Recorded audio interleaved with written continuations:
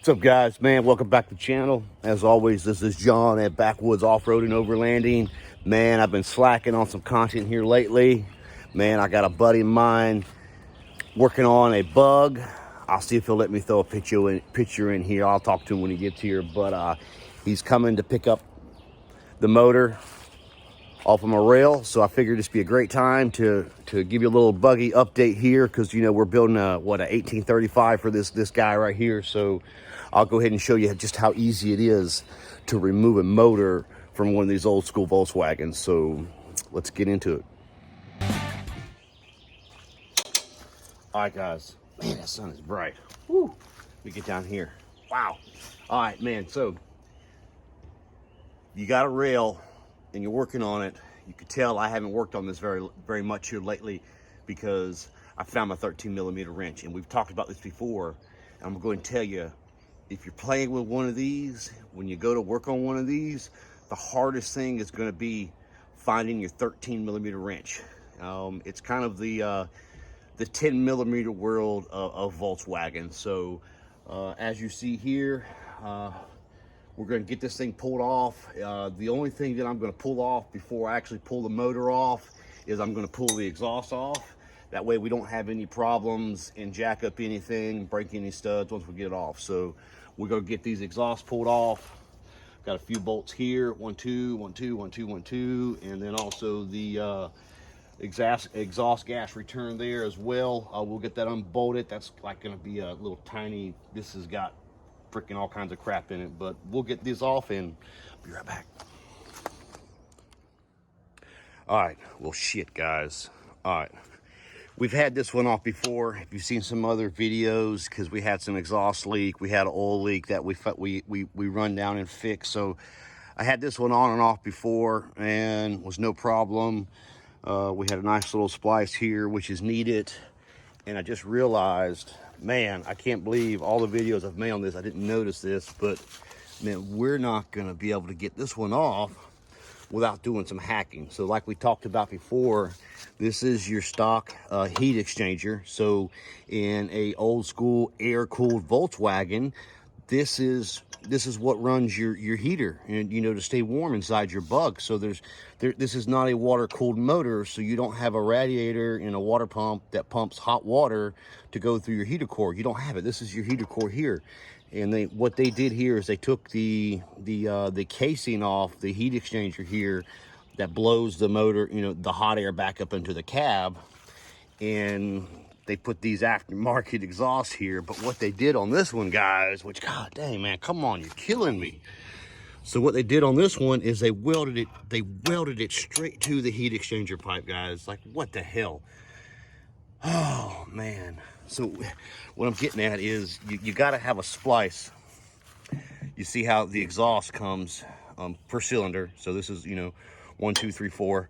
So you've got to get it separated to where when you unbolt this one and you unbolt this one, it comes apart.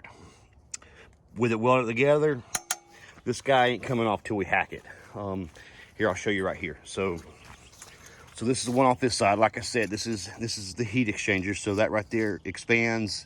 It pulls heat off your exhaust, and that's where you get your blah blah blah. So here's where it bolts to the head, your exhaust, and then right here, boop. I only have 2 hands, guys. Sorry. So right here we've got a nice, you know, that slides in there.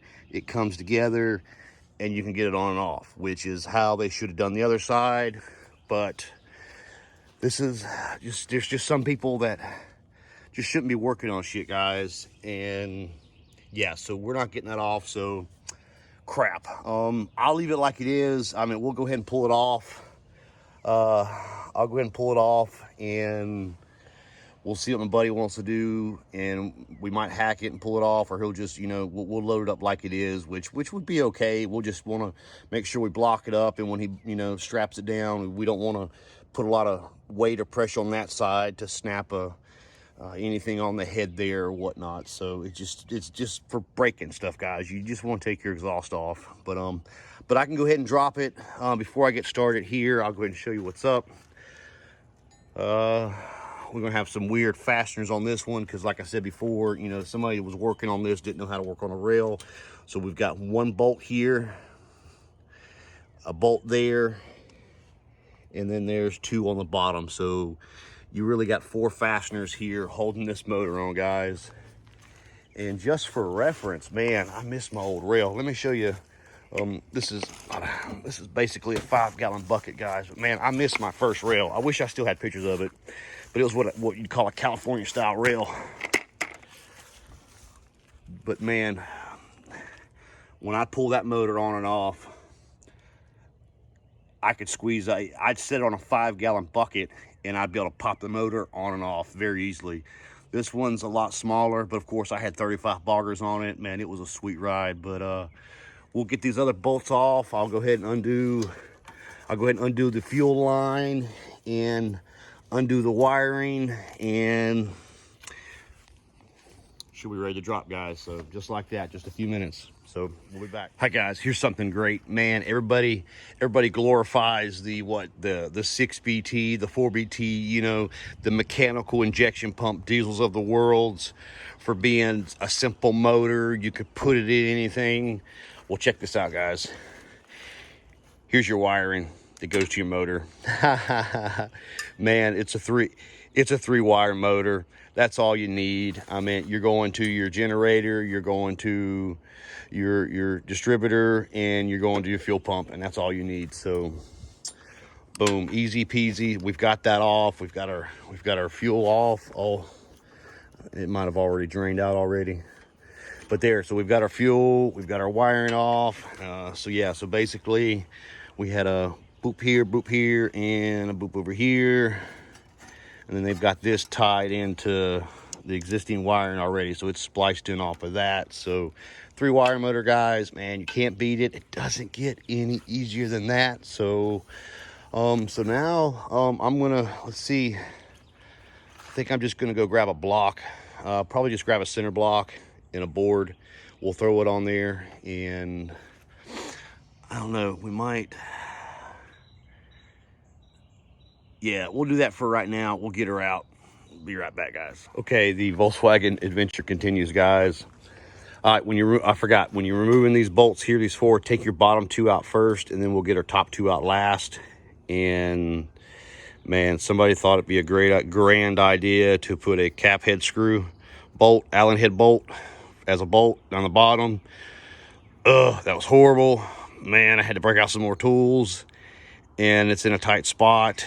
And then, you know, of course, there's no head on it to get any traction with your fingers. So yeah, that was a pain in the butt. So man, when you're working on this, man, use the right fasteners, use the same fasteners, and it just makes life so much easier when you go to do maintenance and everything. And oh, I gotta do the clutch, I gotta do this, I gotta do that. Man, use the same shit, man. Don't make this bolt different, that bolt. I feel like I'm working on a flipping Chevrolet.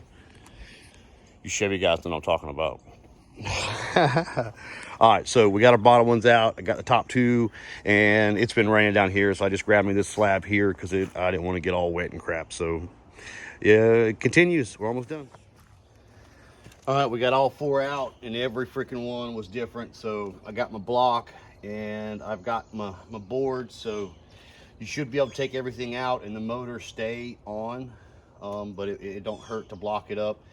Really the best way to do this is to get you a floor jack with a board and get pressure on it. That way you can pull it back and then let it down.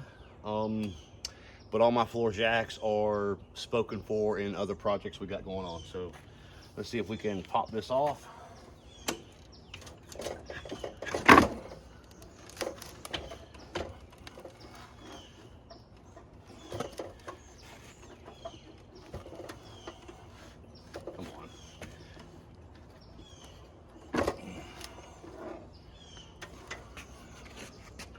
There we go.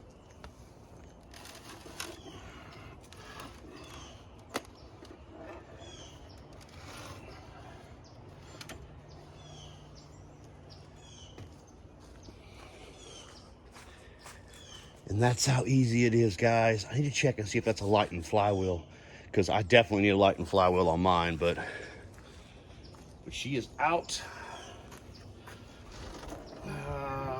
might need a hand when he gets here. So this is where a jack comes in. So if we had a jack on it, I could lower it down to get it, you know, past this block right here. So she's out. Let me show the internals. So here's our flywheel, guys. Man, it looks pretty good. We've got our clutch pack. There's our input shaft on our transmission. And then I'll see if I can show you a good spot here. So this is where the 1, 2, 3, and 4. And this is also one that holds your starter in right here. So don't lose that. And guys, she's out. Doesn't get it much easier than that. So just made this real easy for when my boy gets here. And we'll load her up and go, guys, man. Thanks for watching. Hope you enjoyed it. And it's one step closer to building a badass buggy. So stick around.